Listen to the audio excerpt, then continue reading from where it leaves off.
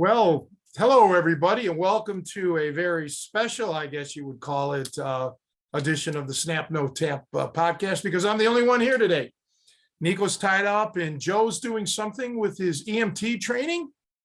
So I figured, hey, I'll throw up something. It won't be an hour and a half long. It's going to be a shorty today, but and no introduction. Joe has all that video stuff. So it's just me trying to wing it today.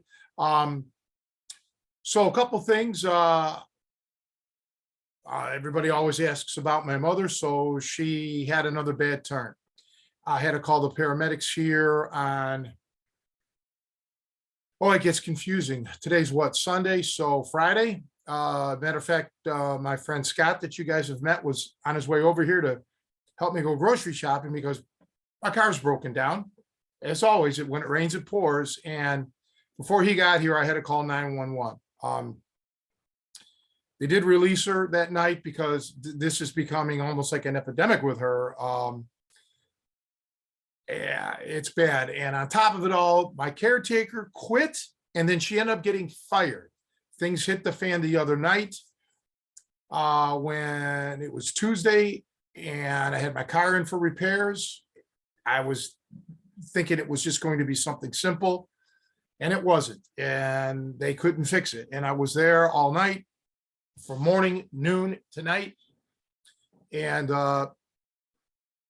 she had to leave. And I told her to drop my mother off at the car repair place and I'll get her home afterwards somehow. And things just got ugly from there. Joe Cardinal drove all the way down here to try to help me out or drove all the way up here from Downers Grove. Over an hour to get here to try to help me out. And I don't want to get any more details outside of things have really now taken a far worse turn for me now.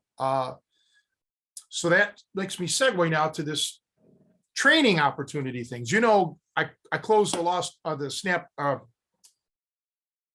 Tri-C program. I closed it at the end of January. There was a couple of guys that, kept clamoring saying before I ended it that they were going to sign up and join. They haven't, but for anyone else that's out there that really wants to train, I'm still going to have only two 3-day training sessions available and one 5-day training session. I'll have Joe link it down here in the description, but I'm asking you guys, if you have any desire to do it, sign up right away, because in another month or so, if there's no signups or only one sign up, whatever, I'm going to end it because, you need time to plan this. And I really don't want anybody coming out in bad weather, which would be winter, just in case things can happen with airline flights and just transportation. But both the 3 and 5-day training session, you stay here at my place. You don't have to worry about springing for a hotel room. You don't have to worry about a rental car because I'll come and get you, unless you're driving here, of course, if you're relatively close. And yeah, you get to pick my brain all day and all night. We get our workouts in, depending on your fitness level and desires. So, I mean, it's a terrific opportunity. It really is. So it's a magnified private lesson. It goes on and on and on for 3 days or 5 days, your choice. Again, I'm only offering 2 of the 3-day training sessions and 1 of the 5-day training session. And if any of you guys have a training partner, I'm going to make a special offer, which I don't do. You can both come for the 3-day or the 5-day. So you two can split the cost between you. It'll still be the same cost, but you guys can split it. So there's just no excuse now to not do it. The price is right. And the way things are going, like I ended the Tri-C, this will more than likely be the last opportunity this year. Maybe the last year that I even offer the 3-day or the 5-day. I don't know yet, but these are it. So the sooner you sign up, the better. So yeah, I'm winging this today completely because my mind has been on trying to get taken care of my mother. and my car problems, which are just never ending. It's mind blowing. One thing after the next. The expression is when the bottom falls out. Well, it does. Anyway, a few questions that I've been asked relatively recently, like over the holidays, but it pertains to spring and summer training.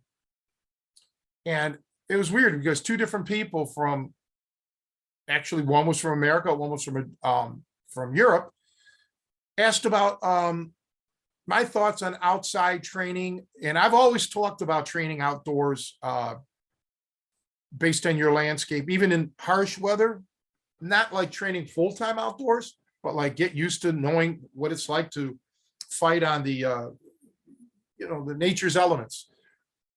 In the summer, spring and summer, nice weather, you might actually think about doing your training outside full-time. I see nothing wrong with that. I used to do it as a kid. In the nicer weather, we used to go out in the backyard and work out. You don't always have to be trapped indoors. I also remember seeing in Chicago years ago when I would once in a blue moon go downtown, different people holding classes. Now, granted, it wasn't grappling, but it was Tai Chi or some, Japanese, or I shouldn't say Japanese, but some hard karate styles and Tai Chi styles. So that's nice. It's almost like, look at it like a little field trip. But whatever you do outside, if you're doing any sort of exercises where it involves plyometrics, jumping, try to do that on a soft surface like grass or sand. If you can get to the beach in Chicago, no, there's plenty of beach land. So try to do all of that. So you're limiting your impact. It helps to do your sprints. If you can find a hill, oh my goodness, it's so awesome to run up hills. Walter Payton, who was a Chicago football legend, Chicago Bear, in Barrington, he used to run up the hill. That was one of his training things. Granted, he didn't invent that, but running up hills, stairs, running up the stairs, walking down them, again, of course, for impact purposes. But you can do a lot of things outdoors that you may not be able to do indoors. Another good idea, if you can get a rope, nice thick rope, like a climbing rope, and wrap it around the trunk of a tree, nice and tight, and just start pulling, doing like, in essence, like an isometric, okay? And doing your pulls and making sure that, you're exercising your back, you're exercising your arms. If you ever watched, well, we talked about Lou Thez last week. One of the exercises that Lou used to like to do with a partner is towel, like sit-ups. So you'd lay flat, you put your legs out, and your training partner would have his feet planted against the soles of your feet. You'd have that towel and you'd be pulling each other back and forth. Well, you can try to simulate this using a tree. Another thing to try to do, if you can find an appropriate branch, grab it, thick handled, right? Grab it, start doing your pull-ups and your chin-ups on a tree. That's really good. What do you call it? Shuttle relays. Sometimes in gyms, certain gyms, you don't have the room for that. Like some of the exercises that I showed on the Lucky 13. These are great to do outdoors. So because you have more space. Another thing that I always used to do, and it now honestly, this didn't come from Stanley Rodvon. This came because I was a sprinter. I used to love to do my wind sprints. And in the summer, when I would train on my own at my house before I'd go see him, I would do my sprints. And that's another awesome thing that you can do outdoors. Excuse me. Now, granted, I had to run on a sidewalk or in the street. But again, if you can run on softer surface, that's great. Don't worry about setting any world records here. But you can try to time yourself. Back in those days, I bought a cheap little handheld stopwatch. Made it very easy for me to click it and run. And I had everything measured out. I had the 40 yards measured out, and I had the 100 meters measured out. So granted, it may not be totally accurate, but you'll know, okay, you're looking for consistency. And once you have that baseline, then you start, where you can pretty much come within a tenth of a second now and then, just to take into account your reflexes of starting and stopping. Then you want to look for improvements. All right. And what else can you do? Of course, you can do your long road work. Now, no more excuses. Get outside and do your road work, be it intervals, which is what I recommend, 3 miles of sprint, jog, go 100 meters or approximately, or in your mind, count off time. And I think we should address that. So let's say we're going to just round this off. Let's say you can run the 100 meters top speed at 12 seconds. All right. Which is slow, but probably I probably couldn't do it now. 12 minutes I could do, but you have to have 100 meters measured out. Okay.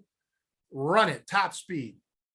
Figure out, even if you don't have a stopwatch, count in your head, 1001, 1002, 1003. See how long it takes you to do that. Then jog it and see how long it takes you to do that. Okay. So let's say it's 12 seconds sprint, and let's say it's 30 seconds jog. Well, now you know when you're doing your road work, you can jog, you can sprint for 12 seconds top speed, and then jog for 30 seconds.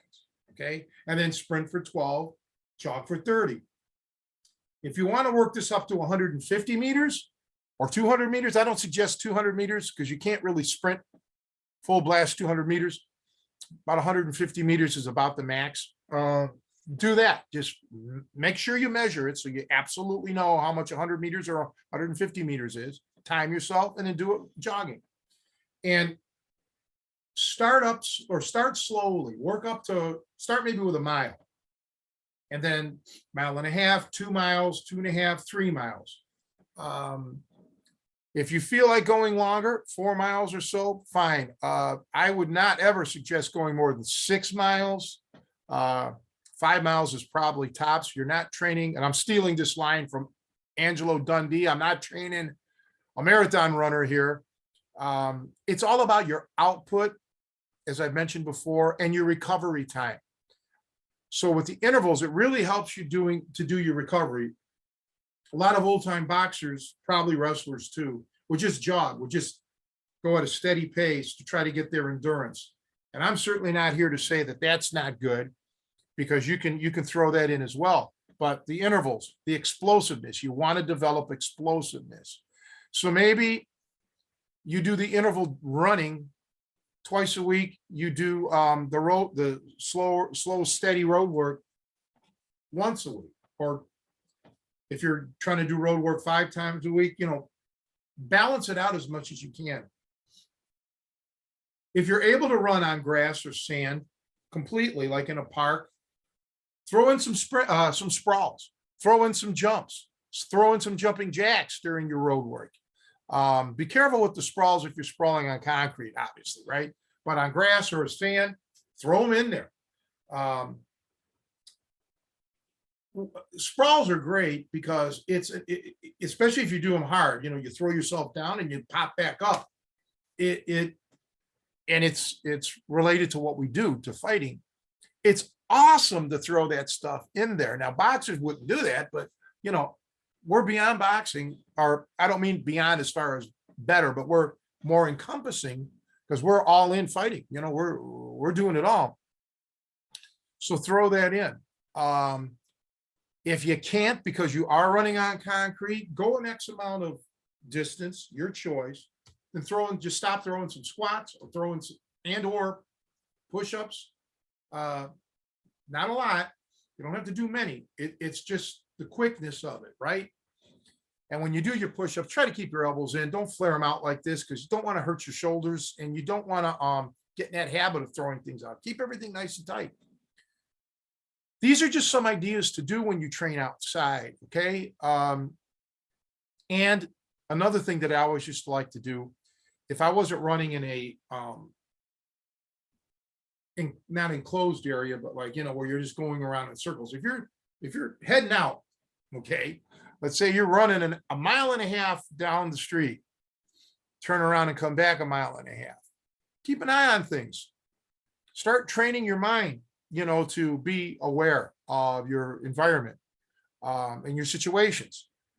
If you see a car, see if you can grab, a car's driving by, see if you can grab their license plate, because you never know in real life, you may have to do something like that, right? Especially nowadays with carjackings and just, what do you call that? Road rage incidents. It's good to train yourself to see those things and grab them quickly. Be on the lookout for animals, wild animals, dogs. If you're out in a rural area like this, skunks or whatever. So you want to be aware of what you're running into, so to speak. But those are just some ideas, okay, of things that you can do. By no means am I saying that's all. Use your own creativity, right? This is a palette, and you're taking from that colored palette and putting it on the board, right? Like an artist, you're creating your own little thing. But it does help to get outdoors. I love it. And for me, I've always been an early bird. But running during the day, we were always told that if you can run in the early morning because of photosynthesis and things like that, get a good oxygen intake, okay? And make sure you breathe in and out. And get those deep breaths, right? And learn to control your breath. Breathe at as much as you can at a normal pace, and watch that you're not holding your breath. Many people end up holding their breath during exercise or during exertion, which you don't want to do. And it's tough. We all end up doing it now and then, right? You got to get out of that. You got to catch yourself doing it and then get out of that habit. Now, I don't have it, but my friend Scott's mother has a O2 sensor, right? I guess it just plugs right, you put your finger in there. I don't think they're very expensive. That's probably something great to look into this, so you can see what your O2 levels are and keep track of yourself. You're like a fine-tuned, you want to become a fine-tuned engine here, a race car. So take notes of all of this. If you can afford it, or maybe you already have access to a blood pressure cuff, put that cuff on and monitor your blood pressure before and after your workout, right? No harm in doing it, and it gets you in a habit. So those are just some of the things that you can do when you're outdoors.